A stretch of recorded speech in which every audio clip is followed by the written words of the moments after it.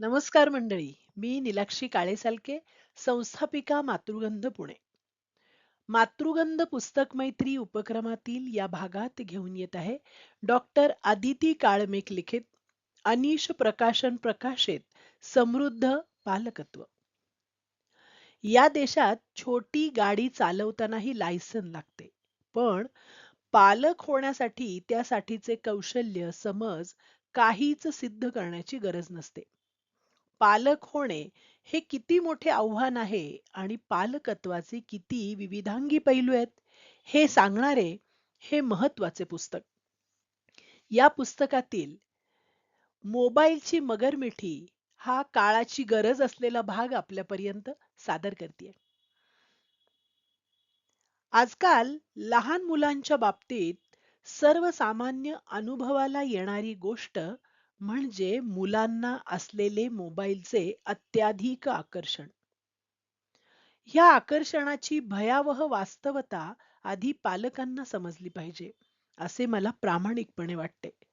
तर आणि तरच ते मुलांना मोबाईल पासून दूर ठेवण्याचा काळजीपूर्वक प्रयत्न करतील आणि ही गोष्ट त्यांच्या स्वतःच्या बाबतीतही तितकीच महत्वाची आहे. कारण कित्येक मोठी माणसे सुद्धा अशीच मोबाईलच्या आहारी गेलेली आपल्याला पाहायला मिळतात. फक्त मोबाईलच नाही तर लॅपटॉप, टॅब, मोबाईल या सर्वांच्या दुष्परिणामांबद्दल आपण या प्रकरणात बोलणार आहोत. या सर्वांसाठी मिळून स्क्रीन हा शब्द मी वापरलेला आहे. आजकाल बोलणे, चालणे, वाचणे या गोष्टी शिकण्याच्याही आधीपासून मुले स्क्रीन वापरायला लागतात. त्यामुळे त्यांच्या डोळ्यांच्या विकासामध्ये घातक समस्या निर्माण होण्याचा धोका आहे. याशिवाय अभ्यासांती निदर्शनास आले आहे की स्क्रीन टाइमचा भाषा शिकणे, वापरणे आणि कॉग्निटिव्ह कंट्रोलशी संबंधित असणाऱ्या मेंदूच्या भागांमध्ये दुर्बल संप्रेषण असण्याशी सरळ सरळ संबंध आहे. खरे तर लहान मुले स्वतः प्रयोग करून परस्पर संवादामधून जास्त चांगले शिकतात. स्क्रीन त्यांना व्यस्त ठेवून त्यांची ही स्वतः अन्वेषण करण्याची, सक्रिय राहण्याची क्षमताच कमी करून टाकतो. स्वतःला शारीरिक, बौद्धिक, भावनिक दृष्ट्या घडवणे, इतर लोकांशी संबंध प्रस्थापित करणे, यापेक्षा आपल्या आभासी जगातील स्वप्रतिमेबद्दल मुले नको एवढी काळजी करतात. त्यातूनच मग त्यांना धमक्या, त्रास देणे असा धोका राहतो. जी मुले 2 तासांपेक्षा जास्त वेळ स्क्रीनवर घालवतात, त्यांना भाषा आणि विचारशक्ती, स्मृती यावर आधारित प्रश्नांमध्ये कमी गुण मिळतात, असे दिसून आलेले आहे.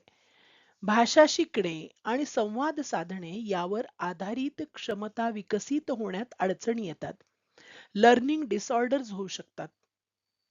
खूप जास्त प्रमाणात स्क्रीन पाहत राहिल्याने मेंदूच्या रचनेतही बदल होऊ शकतात आणि मेंदूची कार्यक्षमताही कमी होऊ शकते. हिंसक गोष्टी, हिंसक दृश्य याबद्दलची मुलांची संवेदनशीलता कमी होऊ शकते. हे त्यांची एकंदर भावनिक निर्णय क्षमता कमी झाल्याचे लक्षण आहे. मुलांच्या व्यवस्थित, निकोप, निरोगी वाढीसाठी सामाजिक परस्पर संवाद, सर्जनशील कल्पकता, खेळणे, वास्तव, नैसर्गिक जगाशी प्रतिबद्धता गरजेची असते. स्क्रीनच्या अति उत्तेजनेमुळे ही वाढीची नैसर्गिक प्रक्रियाच टाळली जाते. जन्म होतो तेव्हा फक्त न्यूरॉन्स बाळामध्ये असतात. आता जन्मानंतर ते बाळ कोणकोणत्या वातावरणात वावरते, किती वेगवेगळ्या संधी त्याला मिळतात, मित्र, नातेवाईक, शेजारी यांच्याशी त्याचा किती संबंध येतो, वेगवेगळ्या कला, भाषा यांची कशी आणि किती ओळख होते, त्यावर त्या न्यूरॉन्समध्ये जोडण्या कशा बनतात हे अवलंबून असते. आणि त्याच्यावरच त्या बाळाची सर्व जडणघडण, वाढ अवलंबून असते. लहान वयात आपल्या अवतीभवतीचे जग समजून घेणे हे ज्ञानेंद्रिये वापरून केलेल्या शोधांवर आधारित असते. याबद्दल विस्ताराने आपण दुसऱ्या प्रकरणात समजून घेतले आहेच. तर नेमक्या याच महत्वाच्या आणि लहान वयात हातात स्क्रीन मिळाल्यामुळे मुलांचे नैसर्गिक कुतूहल फक्त दृश्य उत्तेजनांवर सीमित राहते आणि या दृश्य प्रणालीच्या अति उत्तेजनेमुळे इतर भाग व्यवस्थित विकसित होत नाहीत. स्क्रीनमधून येणारा मोठा ध्वनी आणि प्रखर चमकणारा प्रकाश मुलांच्या ऑटोनॉमिक नर्वस सिस्टीमला गुंतवून ठेवतो. त्यामुळे जी आपली जगण्यासाठीची आदिम प्रेरणा आहे, लढणे आणि शिकणे, पुढे वाटचाल करणे, त्यावर परिणाम होतो. त्यामुळे आपल्याला ज्या संवेदना मिळत असतात बाह्य जगताकडून, त्या बंद होतात. परिणामी शरीर कायम दक्ष स्थितीत राहते. बऱ्याच क्रिया आपल्या नकळत एखाद्या प्रतिक्षिप्त क्रियेप्रमाणे होत राहतात. याचा परिणाम होऊन स्नायू, मेंदू थकतो. लहान मुलांची हाडे सच्छिद्र असतात. त्यामुळे स्क्रीन पासून निघणारी किरणे जास्त प्रमाणात शोषली जातात. परिणामी मुलांच्या निरोगी वाढीमध्ये समस्या निर्माण होतात. स्क्रीनच्या अतिवापरामुळे ज्ञानेंद्रियांवर एक प्रकारचे ओझे येते, ज्यामुळे लक्ष एकाग्र करण्यात अडथळे येतात. मानसिक शक्तीच जणू संपून जाते आणि याचे पर्यवसान क्रोध आणि स्फोटक वर्तनामध्ये होते. स्मार्टफोन, लॅपटॉप, टॅब यांना बर्कली डिव्हाइसेस म्हणतात. त्यातून जो निळा प्रकाश निघतो त्यामुळे मॅक्युला या डोळ्यांमधील भागाचा ऱ्हास होतो. हे अंधत्वाचे महत्वाचे कारण आहे. शिवाय या निळ्या प्रकाशामध्ये कोणत्याही गडद रंगापेक्षा जास्त ऊर्जा असते. त्यामुळे रेटिना या डोळ्यांमधील भागाला नुकसान पोचू शकते, ज्यामुळे कायमस्वरूपी अंधत्व येऊ शकते. कॉम्प्युटर स्क्रीनवरची अक्षरे मध्ये प्रखर आणि दोन्ही बाजूंना थोडी धूसर अशी असतात. शिवाय आपल्या डोळ्यांना फोकस करण्यासाठी तिथे कमी वेळ असतो. त्यामुळे स्क्रीनवरची अक्षरे वाचण्यासाठी, नीट फोकस करण्यासाठी आपल्याला डोळे जणू नाचवावे लागतात. त्यामुळे डोळ्यांना लवकर थकवा येतो. मुले आभासी दुनियेत जास्त रमल्यामुळे मित्र, शेजारी, नातेवाईक यांच्याशी संवाद साधायला, संबंध प्रस्थापित करायला अडचणी येतात. मुले दुसरी एखादी गोष्ट पाहत असतील तरी नको तो एखादा कंटेंट इतक्या वेळा समोर पॉपअप होत राहतो की शेवटी उत्सुकता वाटून मुले तो उघडू शकतात आणि अनावधानाने पॉर्नकडे वळू शकतात.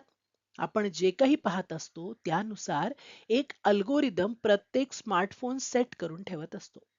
त्यामुळे कदाचित त्या नको त्या कंटेंटशी रिलेटेड गोष्टी पुन्हा पुन्हा स्क्रीनवर खुणावत राहतात. स्क्रीनवर आपण जे काही पाहतो आहोत ते एकतर्फी आहे. तिथे अडवायला, सूचना द्यायला, रागवायला कोणी नसते. कसलेच कुणाचे बंधन नाही. त्यामुळे मुलांचा साहजिकच तिकडे ओढा वाढतो. जेव्हा आपण अत्यधिक प्रमाणात स्क्रीनचा वापर करतो, तेव्हा स्क्रीनचे व्यसन लागू शकते. स्क्रीनचे व्यसन हा एक असा वर्तन समुच्चय, लक्षण समुच्चय आहे, ज्यामध्ये नकारात्मक वर्तन, कृती घडतात आणि त्यांची परिणती नकारात्मक होऊ शकते. खूप जास्त वेळ टीव्ही पाहणे, व्हिडिओ गेम्स खेळणे, सोशल मीडियावर जास्त वेळ घालवणे या क्रिया आपल्या मेंदूसाठी एखाद्या अंमली पदार्थाप्रमाणे काम करतात. अभ्यासांती असे निदर्शनास आले आहे की कोकेन या अंमली पदार्थाप्रमाणे स्क्रीन टाइमचा परिणाम मेंदूच्या फ्रंटल कॉर्टेक्स या भागावर होतो. त्यांच्या मेंदूमध्ये स्क्रीनसाठी जणू तल्लफ यायला लागते. क्रेविंग. स्क्रीनच्या वापरामुळे मेंदूमधून डोपामाइन हे संप्रेरक बाहेर पडते. त्याचा नकारात्मक परिणाम आपल्या आवेग आणि भावना यांच्या नियंत्रणावर होऊ शकतो. बक्षीस प्रक्रिया आणि तल्लफ यांच्याशी संबंधित हे हार्मोन आहे, ज्याला आनंदाचा भास करून देणारे हार्मोन म्हटले जाते. व्यक्ती उत्तेजित झाली की डोपामाइन स्त्रवते आणि या संप्रेरकामुळे व्यक्तीला जणू अत्युच्च आनंद मिळाल्यासारखे वाटते. याला शास्त्रीय भाषेत युफोरिया म्हणतात. याचा अर्थ आहे व्यक्तीला जणू काही दुनियेच्या सर्वोच्च स्थानावर असल्यासारखे वाटते, at the top of the world. अंमली पदार्थ घेण्याने हे हार्मोन स्त्रवते. तसेच व्हिडिओ गेम्स खेळताना, स्क्रीनवर वेळ घालवतानाही स्त्रवते. पुन्हा पुन्हा ते मिळावे म्हणून पुन्हा पुन्हा तीच क्रिया केली जाते आणि यातूनच मग चटक लागते. त्यामुळे आजचे धक्कादायक वास्तव हे आहे की तंबाखू आणि दारू यांच्याप्रमाणेच स्क्रीनचेही व्यसन मोठ्या प्रमाणात लागत आहे. जर त्याकडे व्यवस्थित लक्ष नाही दिले तर त्यामुळे व्यक्तीचे आरोग्य आणि नातेसंबंध यावर दुष्परिणाम होऊ शकतो. मानवी मेंदूची प्रवृत्तीच अशी असते की ज्या गोष्टी सहजसाध्य आहेत त्याच गोष्टी करण्याकडे आपला कल राहतो. डोपामाइन आपल्याला इतर गोष्टींमधूनही मिळते, जसे की बागकाम करणे, आपला छंद पुरवणे, एखादे पुस्तक वाचणे, एखादा खेळ खेळणे आणि अशा गोष्टींमधून मिळालेले डोपामाइन उलट जास्त काळ शरीरात टिकून राहते. पण आपण मात्र याऐवजी स्क्रीन निवडतो. आनंद मिळवण्याचे चांगले मार्ग खरे तर आपण शोधले पाहिजेत. आपल्या मानवी मेंदूसाठी माहिती ही एखाद्या अन्न पदार्थासारखी आहे. पण आपल्याला जशी पोट भरल्याची जाणीव खाण्यासंबंधी होते, तशी माहितीच्या बाबतीत मेंदूला होत नाही. त्यामुळे मेंदू समोर येईल ती आवश्यक, अनावश्यक माहिती कोणत्याही तर्काशिवाय, चांगल्या वाईट विचाराशिवाय, प्रतिबंधाशिवाय साठवत राहतो. जणू काही खात राहतो. या अनावश्यक माहिती ग्रहण करण्याने ट्रिगर मिळतो आणि डोपामाइन स्त्रवायला सुरुवात होते.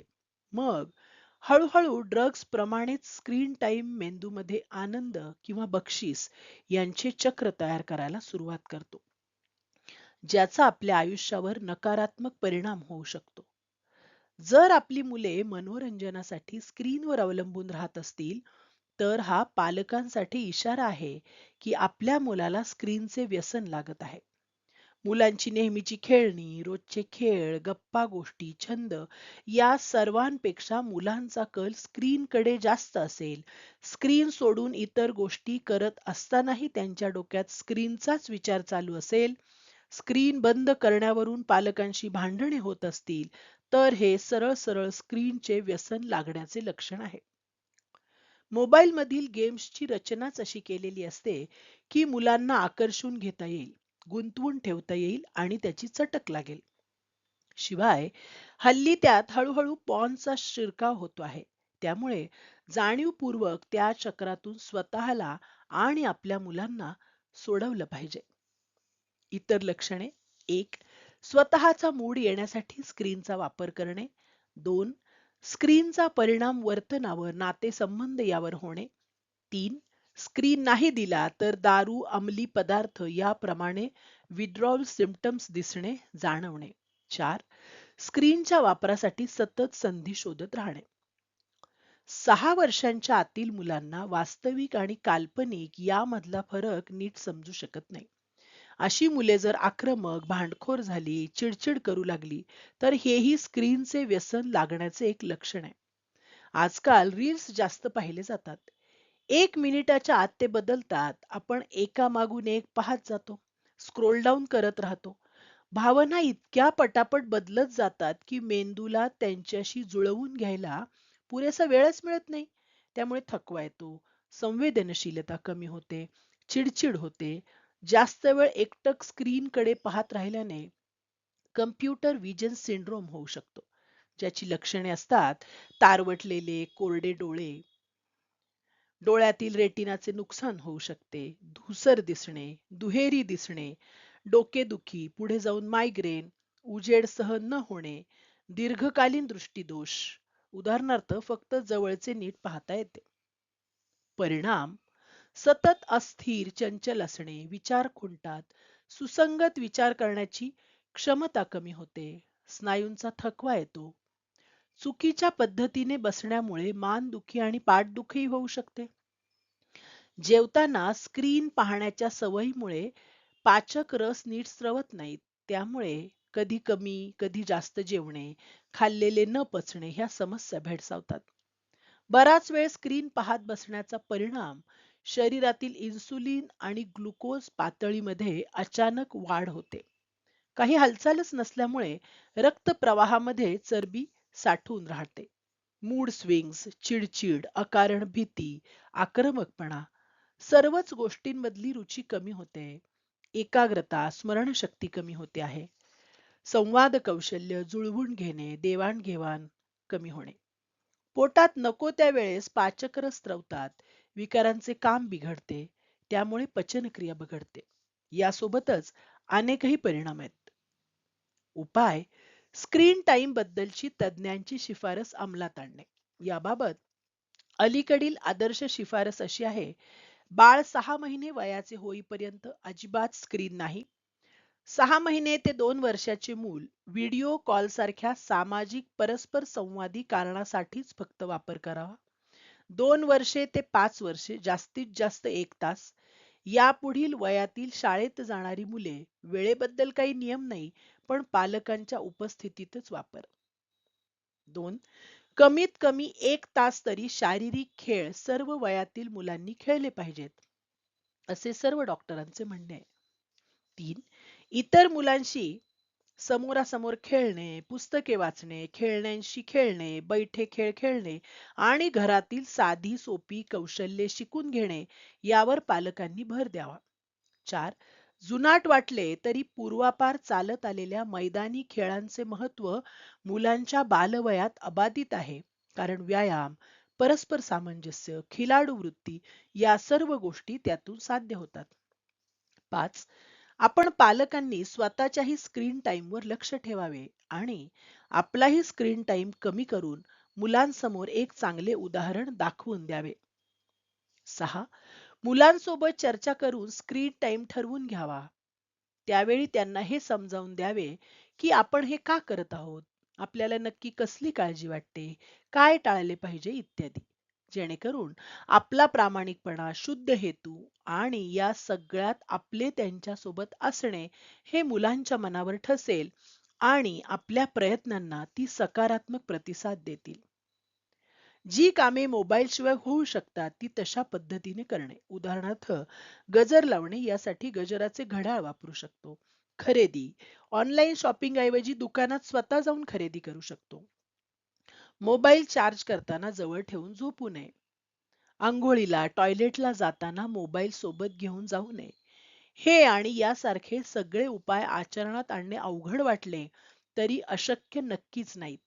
पालक आणि मुले असे दोघे जण हातात हात घालून मनापासून प्रयत्न करतील तर नक्कीच आपण आपल्या पुढच्या पिढीला या मोबाईलच्या मगरमिठीतून वाचवू शकू, असा मला विश्वास आहे. तर पालकांना संग्रही ठेवावं आणि कधीही कुठला उपाय हवा असेल तर उघडून वाचून तो अंमलात आणावा. यासाठी नक्की वाचा समृद्ध पालकत्व. भेटूया पुढल्या भागात पुढल्या पुस्तकासह. धन्यवाद.